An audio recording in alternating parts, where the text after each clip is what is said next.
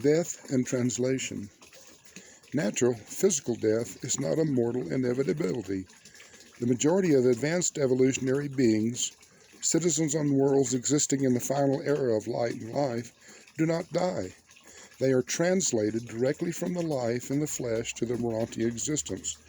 This experience of translation from the material life to the Urantia state, fusion of the immortal soul with the indwelling adjuster, increases in frequency commensurate with the evolutionary progress of the planet.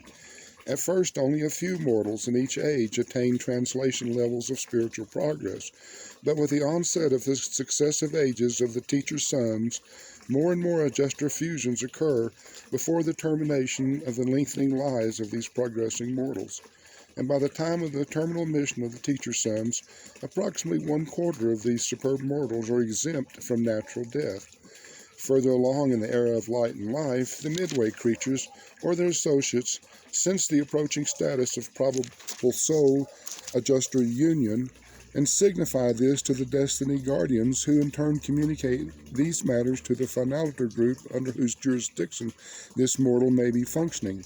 Then there is issued the summons of the planetary sovereign for such a mortal to resign all planetary duties, bid farewell to the world of his origin, and repair to the inner temple of the planetary sovereign, there to await Urantia transit, the translation flash, from the material domain of evolution to the Urantia level of pre-spirit progression.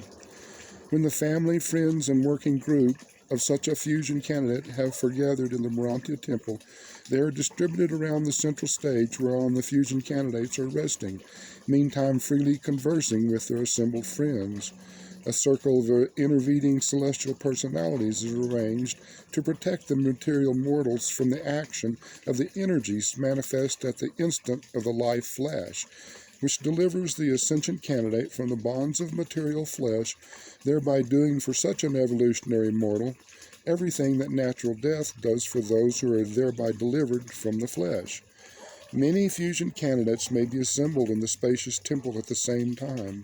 And what a beautiful occasion when mortals thus foregather to witness the ascension of their loved ones in spiritual flames, and what a contrast to those earlier ages when mortals must commit their dead to the embrace of the terrestrial elements.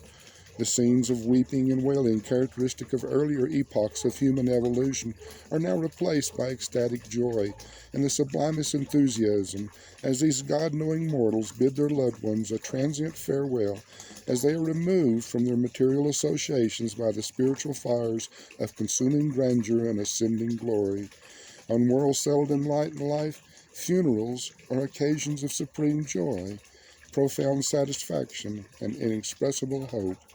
The souls of these progressing mortals are increasingly filled with faith, hope, and assurance. The spirit permeating those gathered around the translation shrine resembles that of the joyful friends and relatives who might assemble at a graduation exercise for one of their group, or who might come together to witness the conferring of some great honor upon one of their number. And it would be decidedly helpful if less advanced mortals could only learn to view natural death with something of this same cheerfulness and lightheartedness. Mortal observers can see nothing of their translated associates subsequent to the fusion flash. Such translated souls proceed by adjuster transit direct to the resurrection hall of the appropriate Urantia training world. These transactions concerned with the translation of living human beings to the Urantia world are supervised by an archangel who was assigned to such a world on the day when it was first settled in light and life. By the time a world attains the fourth stage of light and life, more than half of the mortals leave the planet by translation from among the living. Such diminishment of death continues on, but I know of no system whose inhabited worlds, even though long settled in life, are entirely free from natural death as a technique of escape from the bonds of flesh. And until such a high state of planetary evolution is uniformly attained, the Urantia training worlds of the local universe must continue in service as educational and cultural spheres for the evolving Urantia progressors.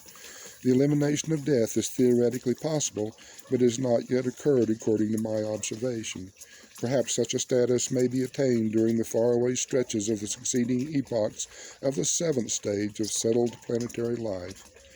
The translated souls of the flowering ages of the settled spheres do not pass through the mansion worlds, neither do they sojourn as students on the Urantia worlds of the system or constellation. They do not pass through any of the earlier phases of Urantia life. They are the only ascending mortals who so nearly escape the Urantia transition from material existence to semi-spirit status. The initial experience of such sun-seized mortals in the ascension career is in the services of the progression worlds of the universe headquarters. And from these study worlds of Salvington, they go back as teachers to the very worlds they passed by, subsequently going on inward to paradise by the established route of mortal ascension. Could you but visit a planet in advanced stage of development, you would quickly grasp the reasons for providing for the differential reception of ascending mortals on the mansion and higher Urantia worlds. You would readily understand that beings passing on from such highly evolved spheres are prepared to resume their paradise ascent far in advance of the average mortal arriving from a disordered and backward world like Urantia.